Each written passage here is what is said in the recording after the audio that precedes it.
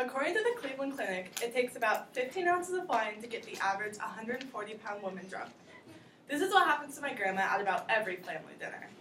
When my grandma's had a couple glasses of wine, she goes on and tells all these elaborative stories at every dinner. They usually go to nowhere, and I'll share a laugh with my siblings, and my grandpa always ends with a snarky comment. To be honest, I've zoned out at about half these stories in my life, and when my grandma asks me if I like them, I'll just smile and nod. I've heard about 19 years of these stories, and we live pretty close to my grandparents, so we're over there a lot.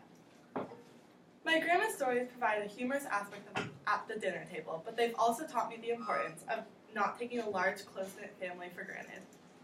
Before I explain how this drunk rambling turns into a great lesson, let me explain one of my grandma's stories. About 2 Thanksgivings ago, my family was talking about the Me Too movement at our dinner table.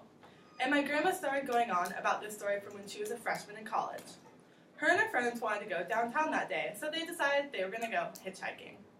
And so they got picked up by this guy. He seemed nice at first, but then he started asking them all these weird, creepy, personal questions. So they decided that the next red light, they were going to jump out of the car. And they did that. Later that day, they were attending some fancy dinner at their university, and the guy was there, and they were shocked.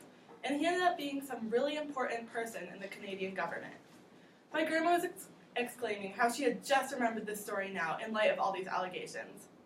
My grandpa then said he had heard this story 10 years ago. A lot of my grandma's stories are like this. They're wild, most of them probably aren't true, but despite all these stories, I haven't heard much about her immediate family.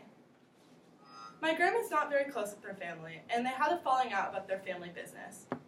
When they were deciding how to split up the sharings, my grandma ended up getting a lot less than her brothers, even though she had the same work. She no longer speaks to her brothers, and from what I've heard, they aren't the best people.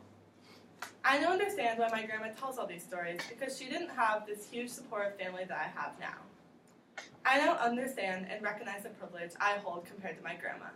Some people have privilege that they're smarter, they're prettier, but the privilege I have is that I have a family who sits down for dinner and loves each other.